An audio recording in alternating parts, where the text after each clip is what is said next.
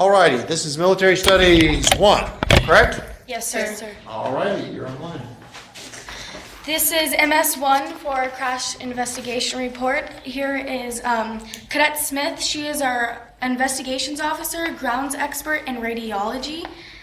I am the president and I am in charge of psychology. Cadet Barrios right here is the air traffic control and engineer in languages. Cadet Robbins is the photographer and meteorologist, and Cadet Lovell is our pilot and doctor. We are first going to start out with a little skit, and then afterwards we will explain everything that happened in the skit in detail. So. Do you want me to project stuff or not? Oh, yes. I don't have words on this. I'm missing all the words. Welcome to your new job, Miss Johnson. Let's get to work. Yes, ma'am. Sounds great. I need all the money I can get. You'll be flying an R-22. It's a little different than you've had before, but I'm sure it won't be a problem. You're perfectly qualified for this job. Will do, ma'am. When does training start? Training? There is no need for training. Based on your qualifications, it says here that you are Med Class 3 and completely certified for R-22s. All right. If it's okay with you, I'd like to take to the air and start my flight. Get out there and start making money then. I'll see you when your work is finished.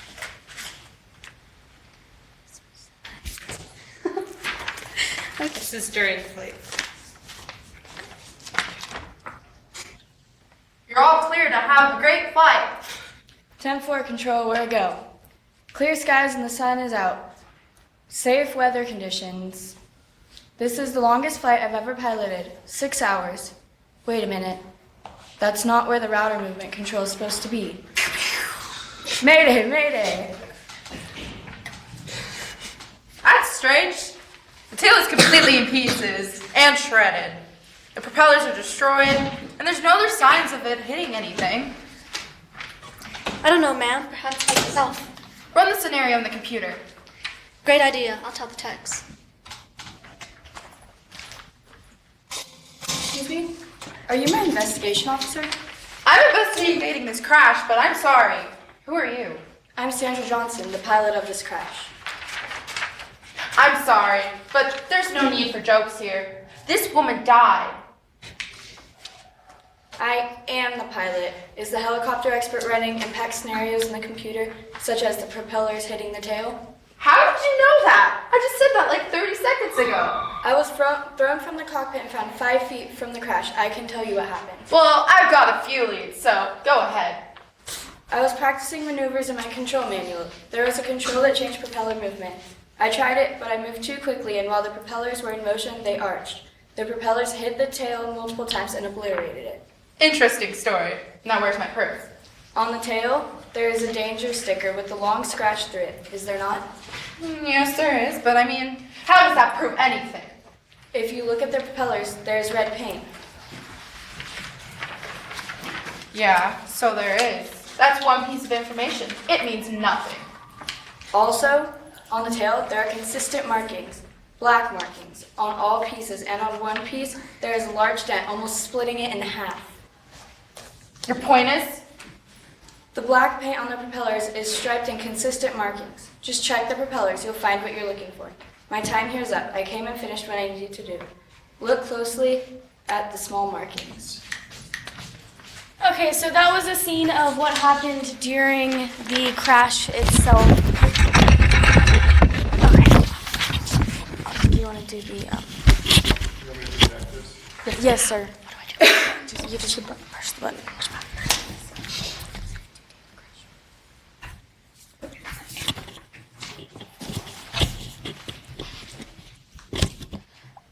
So as we said, this is MS1, and this is our crash behind us. This is a R-22 helicopter, and this is the crash that we investigated.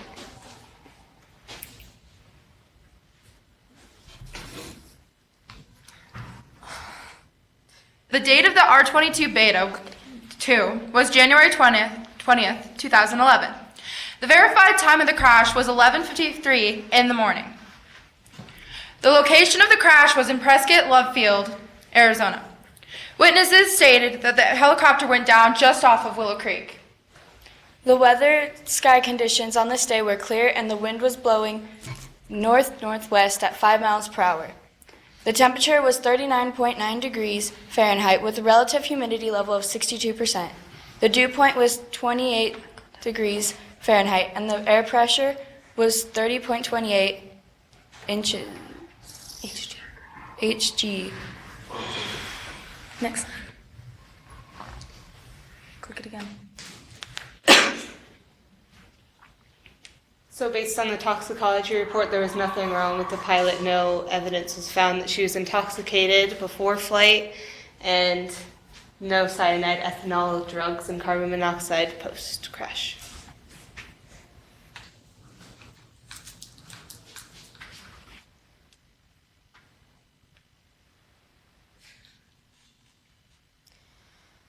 So, pilot information, her name was Sandra Johnson. She was 41 years old. She was not flying intoxicated, as we just said. She was flying for 6 hours prior to the crash. This is the longest she had ever flown. I believe she had 2 hours before this of flying time. She was a Med Class 3, and she died because of multiple blunt force injuries. The pilot's body was found approximately 5 feet from the crash. And if you go to the next slide, this right here is the cockpit where she was sitting. And then this right here where this yellow flag is where her body was found from the flight itself.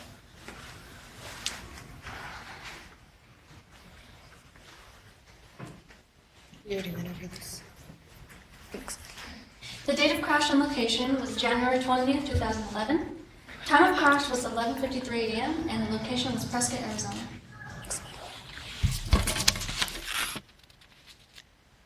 The damage done to the aircraft, and the things we found, is that the rider skid propellers in the cockpit was found in a relative area, but the tail was not found with the rest of the aircraft. The cockpit was found on its side with the glass from the windshield shattered and the front panel crushed, and there looked to be belly contact. Doors were found in the bushes. Propellers were found bent, broken, torn, and frayed. Impact fractures, horizontal and vertical scraping. Red paint found on yellow tips, and one propeller looks to be broken off, and the other has been cut post-crash. It's still listing, but okay. And then here's a picture of the engine, just to give you an example of what was going on in the damage of it. Some of the front panel survived the crash. The rider trim adjustment was on the lowest setting. The cycle friction was off, and the carb heat pull was locked off. And the carb heat pull is like the heat inside of the propellers to keep it warm to prevent icing. And the compass was found pointed east. There was a rusted gear located in the engine, and the pieces of the tail were found as far as 70 feet away, with consistent black marks on all the pieces, major tearing and bending, and the end of the tail had a red danger sticker with a large scraping mark running through it. And this is about how big the scrapings were on one of the pieces of the propeller. And then there's another picture from a different angle as well. As you can see, there are red markings from the danger sign, which is on the, that's on the danger sign of the tail of the aircraft. So the propeller itself would have had to scrape across the tail, and that's where you get these markings. So a similar crash, it was on February 17th, 2009. It was a student pilot owner of the R-22. He was practicing a conformed area procedure a few miles north of an airport. The helicopter sank in snow, which caused the tail rotor strike, the tail boom, the tail rotor drive shaft, the tail rotor gearbox, and the tail rotor were damaged. This happened to our flight as well, in the same similar, but theirs landed in snow. Ours crashed in the air, and that's why the pilot did not survive, and the pilot did survive in this crash.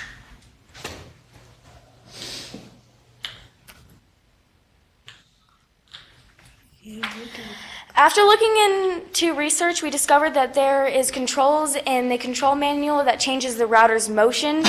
During this, if the helicopter moves too quickly, it causes the propeller to arc, called arcing.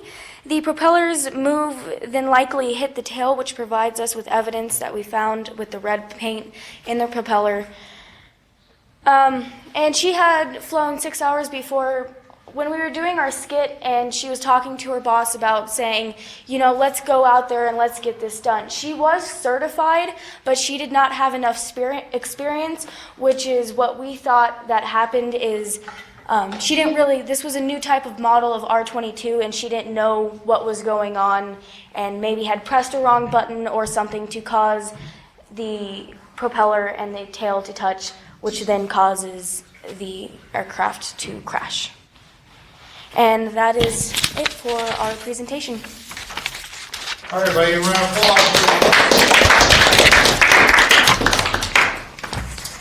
applause. You want to bring up your document? Show that to everybody, please.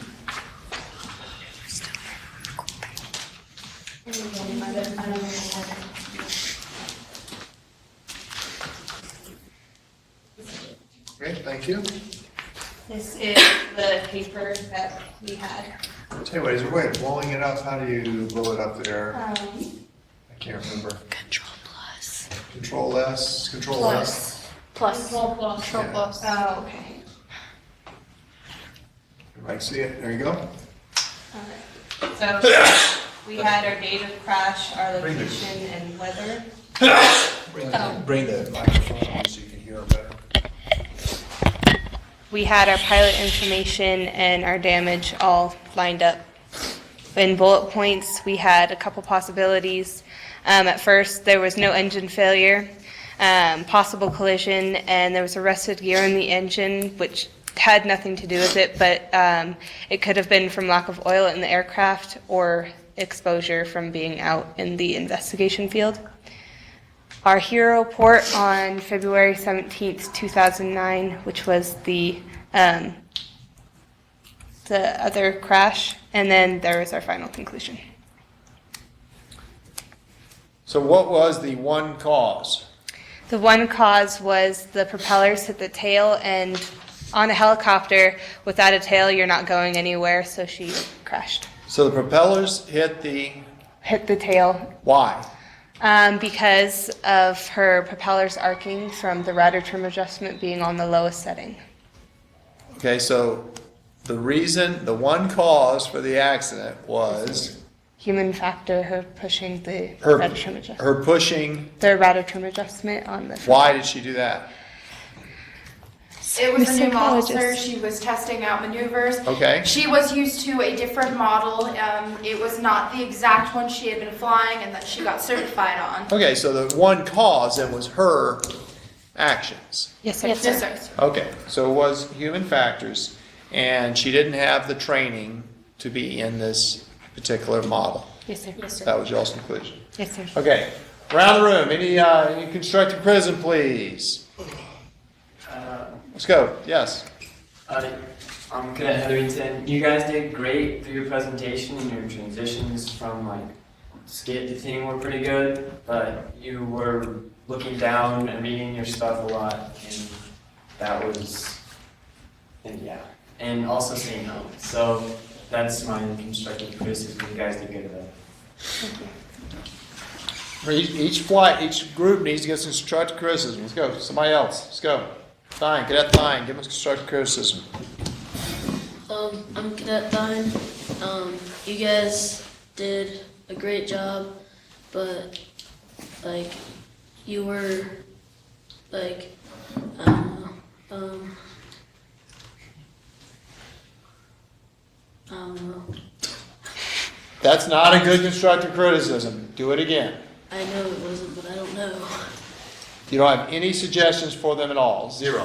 No. Critique us on how we were standing, if we said, if we were looking down at the floor, if we seemed like we weren't all there, or if we were focusing on something else. I'm Cadet Boucher. I've noticed that when you guys were... No, you compliment them first, and then you Well, give first you guys did a really good job on the whole thing. Even the skit was pretty awesome. But what I noticed was when you guys were reading your notes, you were reading it like that. You looked up every now and then, but you were mainly reading on the paper. It's better to have it memorized in your head, so that way, if you just have to look at it, you can just glance down and then look back up and talk. Okay, thank you. Another group, questions? I'm Cadet Johnston. I thought your presentation was actually really amazing. The only thing I would suggest in the end, everyone knows the outcome of what happened and how the crash was caused. Okay. And the only other thing I was saying is, again, we should have had a listing of the findings, chronological listing of facts, and then bold one of them. That's the cause, and then the recommendation. So what was your recommendation? If your cause was that it was human factors, what's your recommendation to get rid of that? That she had training before she went on the flight in the new model. Okay, got it.